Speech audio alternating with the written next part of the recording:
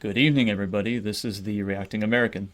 It has been, about 3 weeks since the riot at the Capitol building, and we are now about a week into the new Biden administration.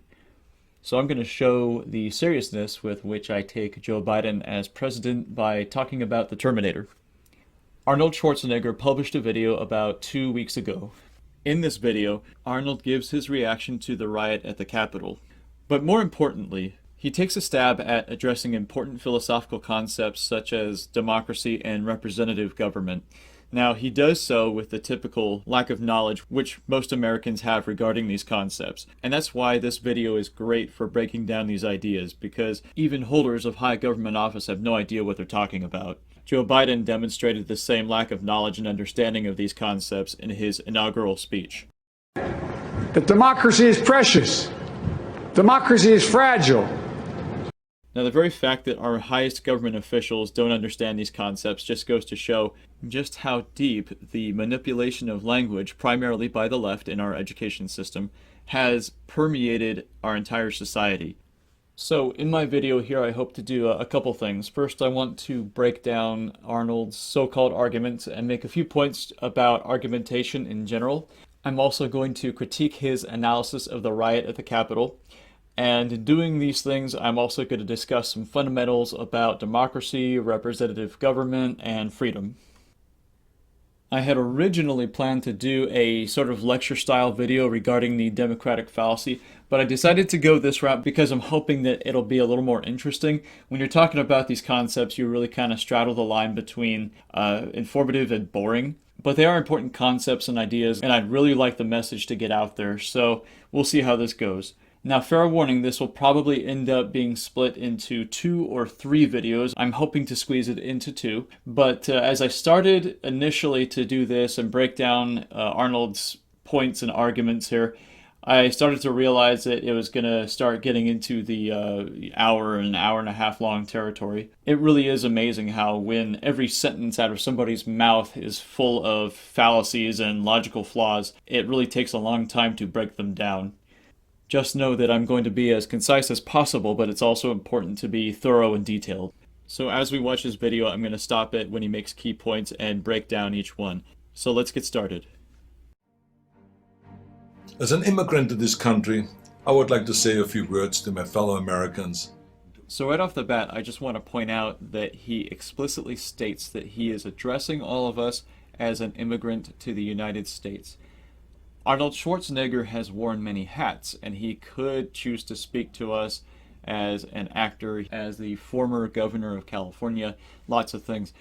Now, aside from the fact that I personally dislike the identity politics aspect of speaking this way, there's a couple problems with it. To begin with, if he starts out with the fact that he is speaking from one authority, let's call it, the authority of somebody who comes from outside the country, then I expect him to articulate how this point of view gives him some sort of special insight into the events that he is speaking about or the argument that he is making. Another problem with it is, and this is where you will see me focus on argumentation and formulating good points and backing it up with evidence and addressing whether he does or mostly in this case does not do that. But another problem with speaking from this authority, again, he's speaking to us as an immigrant, which implies that being an immigrant is an authority which grants him some sort of special insight into it or perspective, something like that. Because otherwise, why would you even mention it? So aside from then needing to form and guide his arguments, keeping him as an immigrant in mind, the other problem with it is that when you make an argument from authority, not everybody recognizes that authority. So it's a weak argument from its very basis. And what I mean by that is that an argument should stand on its own merit. It should stand on its own evidence and reason and logic. If someone were to say, I'm going to speak about the riot at the Capitol building as a law enforcement officer, well, it's okay to point it out in as much as your authority might give you certain information that others would be unlikely to have, not being in law enforcement. Then it is that information that is more important to the argument, that is more relevant to the argument, than is a simple authority that you speak from, whether you're speaking as an immigrant or speaking as a law enforcement officer. I don't want to bore you by getting into constructing arguments. However, I feel a need to, because when the former governor of the most populous state in the United States can't even formulate one in a 7-minute video, then we're in a pretty sorry place. And I know, unfortunately, that Arnold Schwarzenegger is reaching millions with this. And there are very likely many Americans who see his points as valid in here, and they're simply not. I just wanted to point out that by starting off his video this way and the points that he's going to make, he's not up to the task of describing how being an immigrant really gives him specific insight into this, because the points that he makes are not really relevant to him being an immigrant. So with that, let's keep going. Americans to our friends around the world about the events of recent days. Now, I grew up in Austria. I'm very aware of Kristallnacht, or the Night of Broken Glass. It was a night of rampage against the Jews carried out in 1938 by the Nazi equivalent of the Proud Boys. Okay, so bear with me for a little bit, because there's a lot to unpack here. He really convolutes a lot of issues. He demonstrates a really shallow understanding of history. And if I was inclined towards cynicism, I would say he is trying to make an appeal to emotion. And that's really unfortunate, because we see way too much of that in our culture these days. Way more emphasis on emotion rather than logic, facts, and reason. So let's look at several of the statements that he makes here. To begin with, he says he grew up in Austria and he's very aware of Kristallnacht. Okay, as we'll see in the video shortly, he says he was born in 1947 Austria. Kristallnacht happened, as he said, in 1938. So Arnold was born in Austria 9 years after Kristallnacht took place. I'm not sure what being from Austria, being aware of Kristallnacht, is supposed to mean. I mean, in all reality, since Arnold Schwarzenegger did not experience Kristallnacht, now he may know people who experienced it, and that's one thing, but there are a lot of Americans who are not immigrants who could fit into that category as well.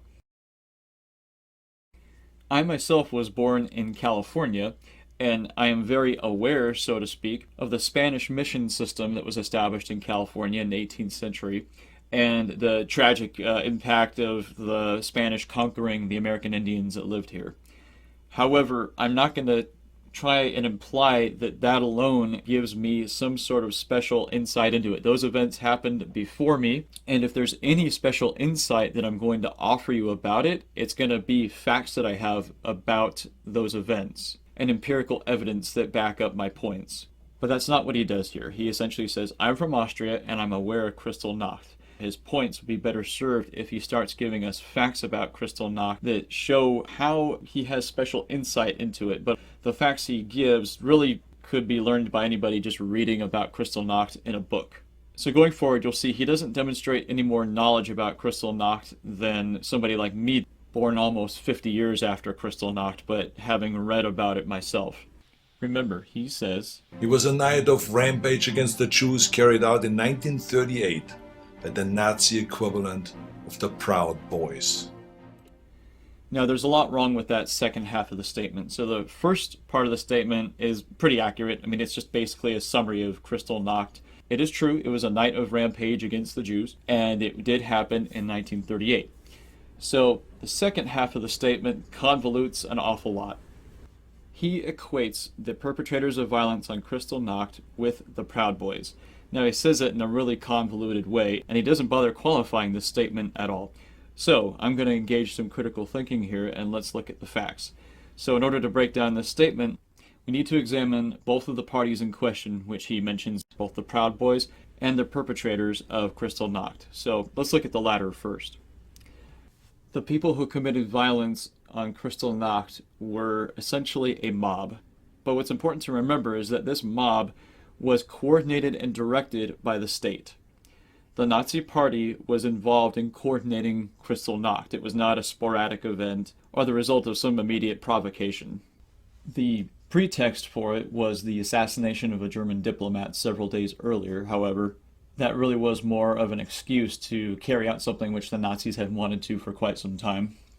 Heinrich Himmler and Joseph Goebbels were both heavily involved in the coordination of Kristallnacht and the mobs that carried it out. Now, one of the important things to realize is that the Nazi Party was elected democratically. Hitler came to power via democratic means. It was in the 1932 elections that the Nazis received almost 40% of the German vote, and they took a proportionate amount of seats in the Reichstag, which hosted the German legislature at the time.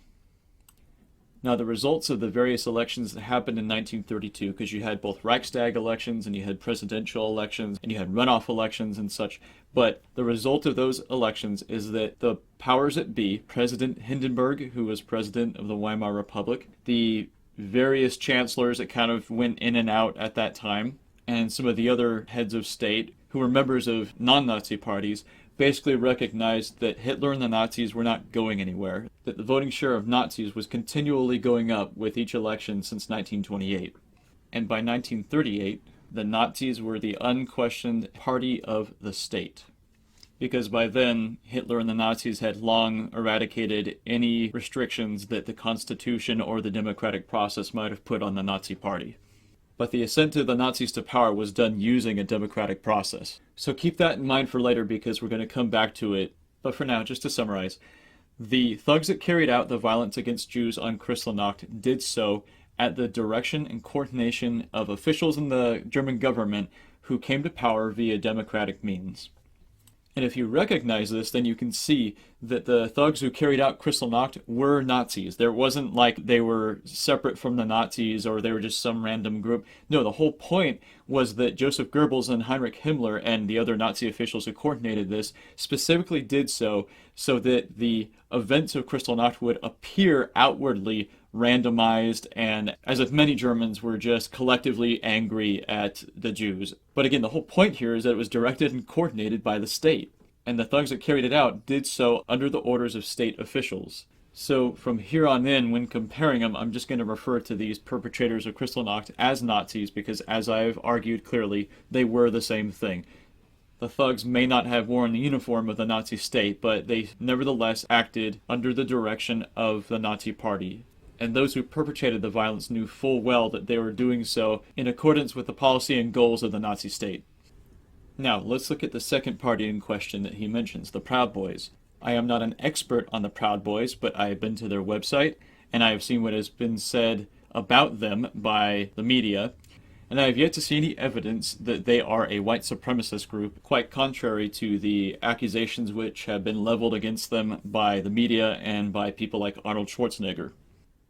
In fact, the evidence I've seen is quite to the contrary, that the Proud Boys take painstaking efforts to try and distance themselves from people who declare themselves to be racist. Now, of course, they're not mind readers, so like any other movement, there might be members in there whose motives are different from the Proud Boys as an organization, but you can't expect them to be psychics, and none of us have a crystal ball. So the best they can do is try and manage their movement and keep it honest towards the goals that they see, which what I've seen is primarily that they are nationalists, and there's nothing wrong with being a nationalist. Gandhi was a nationalist, and the left reveres him. The Nazis were nationalists, but that wasn't what was evil about them. There's nothing wrong with being proud of your country or your culture, and you certainly see a lot less vitriol against the La Raza movement, which could be viewed as a nationalist movement, and very arguably a bigoted one, but we will not get into that right now. As far as the huge differences that exist between the Proud Boys and the Nazis of Kristallnacht, another one is the huge disparity in power between the two groups. The Nazis of Kristallnacht were effectively tools of the state, and they had the backing of the state. The Proud Boys, and this is where I'm not sure if we have to infer something from what Arnold is saying, if he's got evidence to back this up, or if he's implying that the Proud Boys had the backing of President Trump and or somebody within his administration. I'm really not sure because, again, he's not articulating any of this. If you have evidence of that, Arnold, I would have you put it forth. That's what creates the difference between articulated arguments and reckless allegations. Now, until the FBI's investigation into the rioters at the Capitol yields evidence otherwise, we don't really know what the demographic breakdown was of the group that was there. Now, I think it's a fair presumption to make, based on what we currently do know at least, that the majority of the participants at the Capitol riot were probably what I would characterize as your generic Trump supporter. In other words, the majority of them were not there to cause property destruction, much less loss of life, and they mainly wished to occupy the space, have a peaceful movement in which they wanted to protest the results of an election with which they may very well have legitimate reason to believe was a fraudulent election. Now, I'll get into my views on the election a little bit later. The point here is for all of us to admit that we don't know who was behind the violence at the Capitol riot exactly. It's very likely it was probably a mixture of people who were in there to stoke the fire, but that they were on the whole the minority. There was probably some far left people, some far right people. But what Arnold seems to allege here is that the Proud Boys are responsible for the destruction that occurred at the Capitol. And we just don't have that in the evidence as of yet. Now, even if we had that in our evidence, once again, you have to draw the connections between your comparison with the Nazis. You'd have to first show that the Proud Boys were the primary organizer of the protests at the Capitol. And then you would also have to show that the Proud Boys were responsible for the event escalating from a peaceful Occupy type movement towards a destructive riot. And then even if you could do all that, you have to once again prove that they did so at the direction of the state. He doesn't do any of that, and since I'm already taking more time to work harder on his argument than he has, let's keep on with this video. Boys. Wednesday was the day of broken glass right here in the United States. The broken glass was in the windows of the United States Capitol. But the mob did not just shatter the windows of the Capitol. Arnold, that's a very cute little metaphorical comparison between broken glass at the Capitol building from the riot and Kristallnacht. And what you see here from him is I believe it's called the physical fallacy. So basically trying to say that the physical similarities between these two events makes them the same thing, and that's just completely absurd. And you know what, by the way, it's insulting to all the Jews who suffered property damage, injury, and death in Kristallnacht. The last I saw, I believe we have 5 deaths that were associated with the riot at the Capitol building. Now, I don't mean to demean those deaths at all. That's not the message I'm trying to send here. If I'm correct, the last evidence I've seen was that 3 out of those 5 deaths were more incidental to the general chaos of the event rather than people who were targeted for injury or death. One of the others was unfortunately a peace officer who it seems so far they think died when he was struck by a fire extinguisher. So it would seem there was probably a lot more malice in that case, but again, I'm sure they're investigating. And I'm not going to talk about the officer-involved shooting because I'm not entirely familiar with the details on that yet. But as far as the other ones go, they seem to be medical related that were more or less incidental to the event, which is entirely different from Kristallnacht, where the majority, if not all deaths, were the result of being directly targeted for murder by the Nazis. And as far as property damage goes, there is a vast difference between Kristallnacht and the events at the Capitol building as well. For one, despite being called the Night of Broken Glass, Kristallnacht actually took place over several nights, and it took place in several locations, whereas the Capitol riot was just one day and it was one building. Now, I'm not happy about the property damage. I think it's stupid just because we're all taxpayers, we all gotta pay for that. But then again, for all I know, the property damage was solely instigated by members of Antifa or BLM, and if you don't think that's possible, you're incredibly naive. Now, it also might have been instigated by members of the far right or white supremacists who were in that group as well. We don't know. That's the whole point. But based on the facts we do know, comparing the two events is just completely absurd. And you could easily make the argument that there is a stronger comparison between Kristallnacht and the Antifa BLM riots of the summer. Not just in terms of pure property destruction, injury and loss to life, but also in the tactics employed by BLM and Antifa in the riots, as well as the behavior of Democratic officials and agents of the media who attempt to justify the violence and spin the narrative a certain way to fit their agenda. But anyway, I'm describing an argument I might make in a video in the future, but for now let's get back to Arnold. Capital. They shattered the ideals we took for granted. They did not just break down the doors of the building that housed the American democracy. Now, I'm actually going to ignore the first part of this statement because if I don't, it's going to make the video longer, and because it's so vague, I don't know what the hell he's talking about, shattering the ideas that we took for granted. That is all so subjective. But I will focus on the second part of his statement because it starts to get to what I originally wanted to talk about, and that is the democratic fallacy. Now, I'm actually not going to go too in-depth into it here. I'm going to save that for a little later, but this is a good place to start because he says, They did not just break down the doors of the building that housed the American democracy. Democracy, despite how it is referenced here by Arnold Schwarzenegger and by just about probably everybody else in your life, democracy is not an institution. It is a process.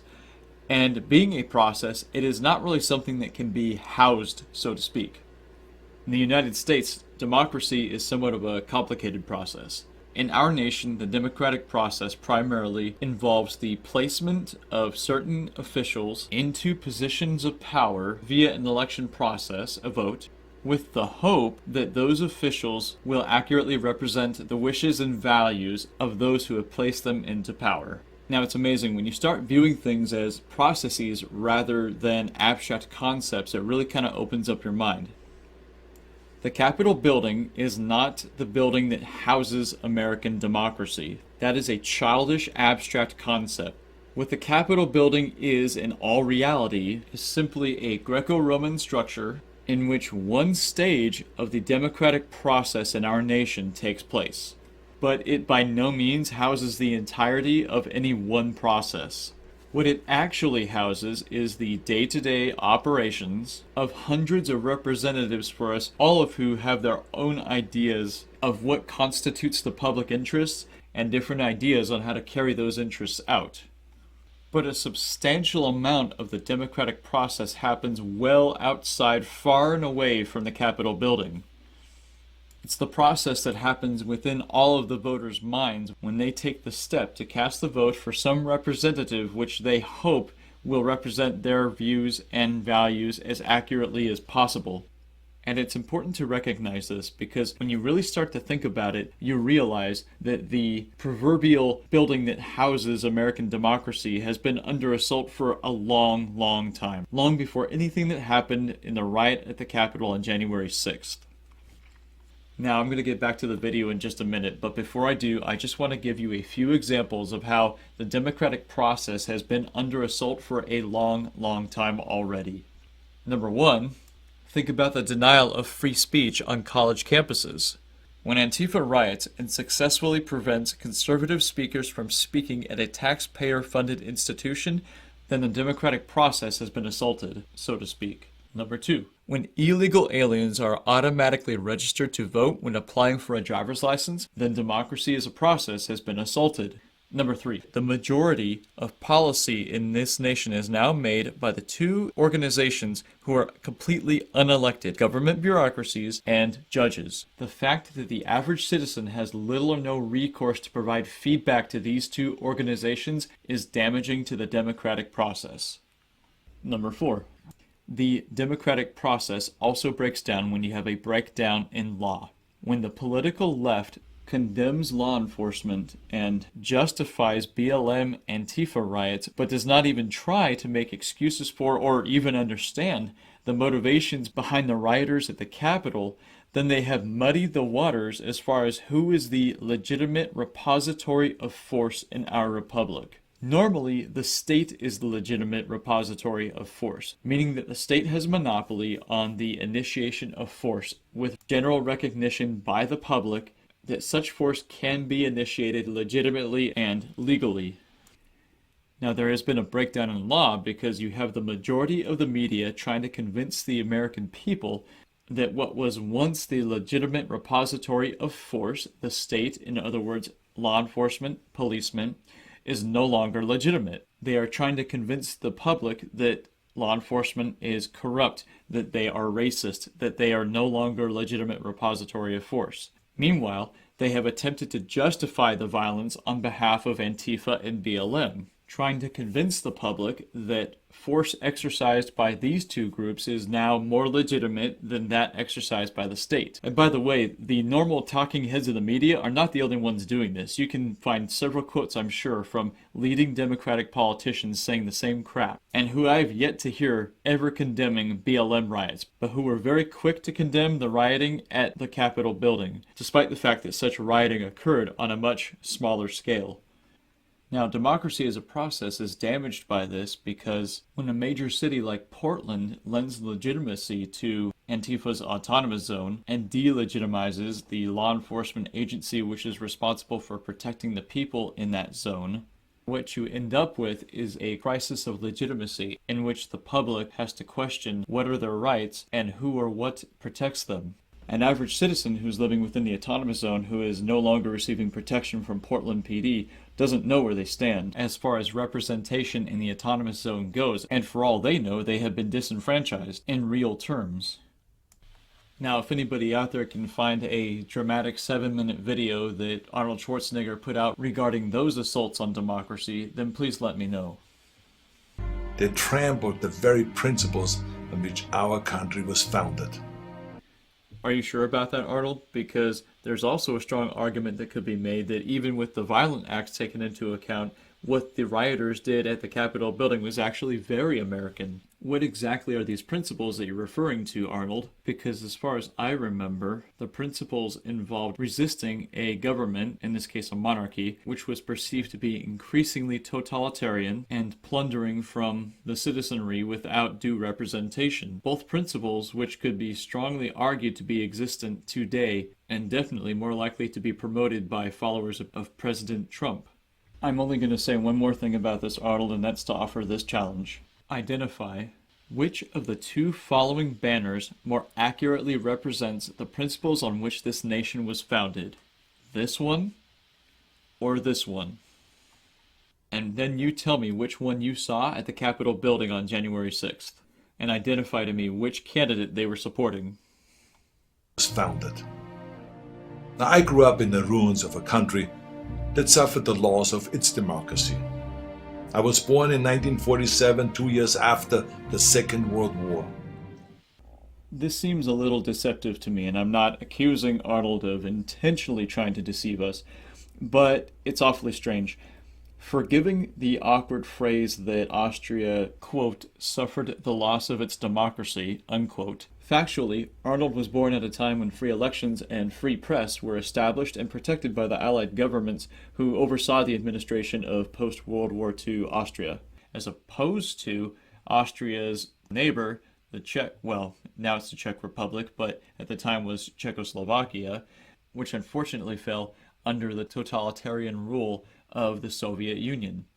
Now, the reason he says this is because he is trying to establish it as some sort of qualifier of special insight into, I guess, the Nazi government or totalitarian government or breaches of representative government. However, by this standard alone, somebody born in, say, New England in 1785, 2 years after the end of the American Revolution, could say the very same thing with accuracy, that they grew up in a nation which, again, excusing the awkwardness of the statement, quote, suffered the loss of its democracy, unquote. Nonetheless, I'm not sure historians or political scientists would agree that somebody growing up in New England in post-colonial United States would have some sort of special insight into the degradation of representative government. Now, growing up around people who might have experienced that firsthand is very different. And that's partially where he's leading to. But it's a pretty big leap that he makes in logic, and I guess it could just be an oversight on his part, but again, I expect him to qualify this. Growing up, I was surrounded by broken men drinking away their guilt over their participation in the most evil regime in history. Just a quick sidebar here. To declare a single regime as the most evil in history is a massive statement to make. We're talking about 10,000 years of human history. Now, the Nazi regime was undoubtedly evil. However, if you're talking about evil at the state level, where you're discussing genocide and essentially the extermination of one's own population, then it's hard to measure evil exactly. And I would say, what are the key ways you would do so? Because when you're murdering millions of your own people, then what's more evil? Essentially, you're talking about a difference in numbers at that point. And in this respect, Maoism and Marxism have Nazism beat by far in the tens of millions. Now, the only reason this really bothers me is because I have no problem with Nazism being identified with the evil that it was. My problem is that Maoism and Marxism were equally evil, if not more so. In fact, those words could all be used interchangeably with regards to discussing evil regimes. Now, for all the attention that Nazism gets, There's basically no neo-Nazi movement that has power in the United States at this moment. And yet, our public education system is heavily infiltrated with self-proclaimed Marxists. This isn't a conspiracy theory or anything, by the way. There are many, many self-proclaimed Marxists out there, and they have no problem indoctrinating the youth of America in their Marxist values. And do you know that the power that they have? Do you know how hard it is to fire a college professor, or how much it costs the taxpayer to do so? And I guess the reason I get frustrated by this is that here you have this impassioned video by a former governor heavily insinuating some, I don't know, moral connection between Nazism and President Trump's supporters who were at the Capitol riot. And yet I haven't heard Arnold say diddly squat, much less create a 7-minute video with the dramatic music and everything, in regard to all the Marxist professors who are out there peddling the same ideology that killed tens of millions of people to achieve its ideological goals. If you truly care about the United States, Arnold, and I don't doubt that you do, but if you truly do, then you need to be well versed on your history. Because if we want to prevent dictators from rising in our nation, we have to understand where they all come from and their various backgrounds, motivations, and ideologies behind each of them. Not all of them were rabid anti-Semites or Nazis. Many just went along, step by step, down the road. Oh no, step by step down the road? Gee, I wonder what this is alluding to. I just see you in Berlin in 1939, goose-stepping past me. Come on, Jerry, go along, go along.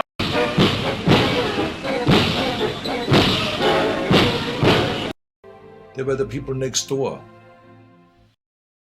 I don't doubt that that's true, Arnold, but you still need to explain how it's relevant. Now, I've never shared this so publicly because it is a painful memory. But my father would come home drunk once or twice a week, and he would scream and hit us and scare my mother. I did not hold him totally responsible because our neighbor was doing the same thing to his family, and so was the next neighbor over. I heard it with my own ears and saw it with my own eyes. They were in physical pain from the shrapnel in their bodies and in emotional pain from what they saw or did. So what I'm getting here, Arnold, is that you are witness to some sort of post-traumatic stress disorder. Now, I've got my own views on PTSD, which I'm sure will be controversial, but I'll get to that another time. For now, I have to say that I really am sorry, Arnold, that you had to go through that. Family abuse situations are always tragic, and I'm not just saying that. I've got personal and professional experience with them, and I hate to see it. It's no doubt always tragic. But how do these experiences give you any particular insight into representative government or totalitarianism? How does PTSD by itself relate to the Nazi regime or what it stood for? Seriously, do any of you doubt that there were Union soldiers who fought in the American Civil War for the cause of ending slavery, a noble cause if there ever was one, who saw and did bad things, and consequently went home after the war and were abusive towards their families? Undoubtedly there were. Just as now, obviously we're so familiar with PTSD right now because you've got a lot of soldiers coming home from Iraq and Afghanistan and other places overseas where they saw and or did bad things. Now, regardless of what you might think about the political motivations behind invading Iraq and Afghanistan, I don't think anyone would take seriously any accusation that American soldiers served in the name of tyranny or authoritarianism. Regardless, we see many of them return home struggling to cope with the bad things that they saw or did, and some that resort to abusing their families. So how is this relevant? How does your tragic family abuse situation give you any more insight into the fall of representative government, the growth of totalitarianism, or anything that might connect those things to the riot that occurred at the Capitol on January 6th? Because, once again, from this argumentation alone, you don't have any more insight into it than the poor son of an abusive dirtbag drug lord from Sinaloa. As tragic as it is, it's poor argumentation. It all started with lies and lies and lies and intolerance.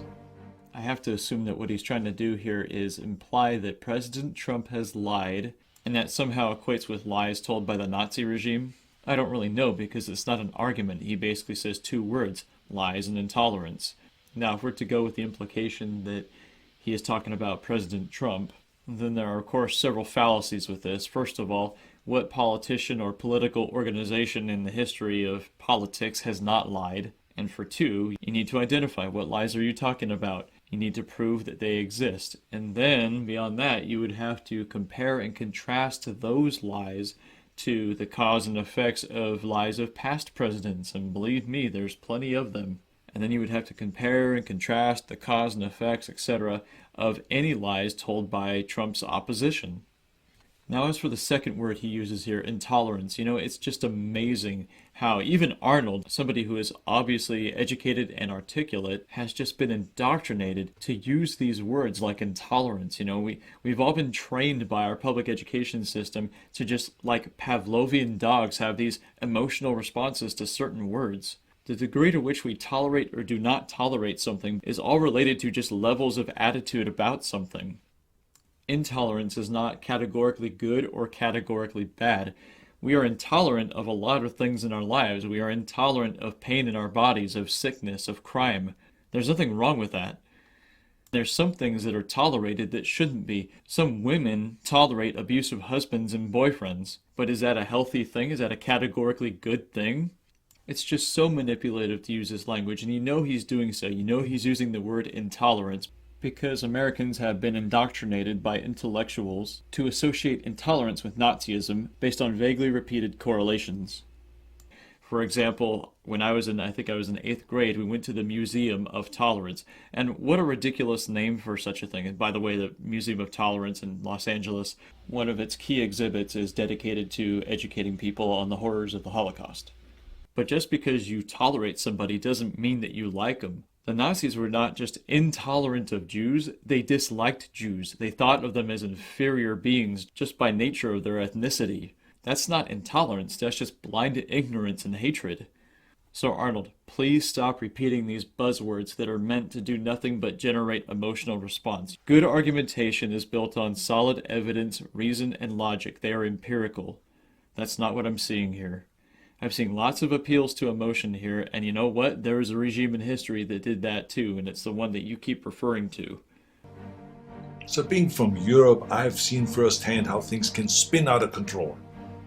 Aside from the abuse in his own household and the household of his neighbors, I guess, what exactly did he see spin out of control? Like I said, he grew up in Austria under a representative form of government with the American military present to protect Austria from the totalitarian regime of communism next door. So what did you see spin out of control? If you're simply referring to the family abuse situations, you still haven't articulated how those are specifically related to a breakdown in representative government, democratic process, or the rise of totalitarianism. Once again, he provides no evidence here. Alright, since I've gone on for about 40 minutes now in regards to this, I think this is a good place to stop, and also because the next point he's going to get into is specifically about the election, so that would be a good subject to start off the next section of my critique with. I know this has been somewhat lengthy, but it's a new style of video that I'm trying out. I hope you all like it, and I plan to follow with the next video in the next, hopefully 4 or 5 days. Thanks again, guys. This is the Reacting American reminding you to stay vigilant, think critically, and until next time, I'm out of here.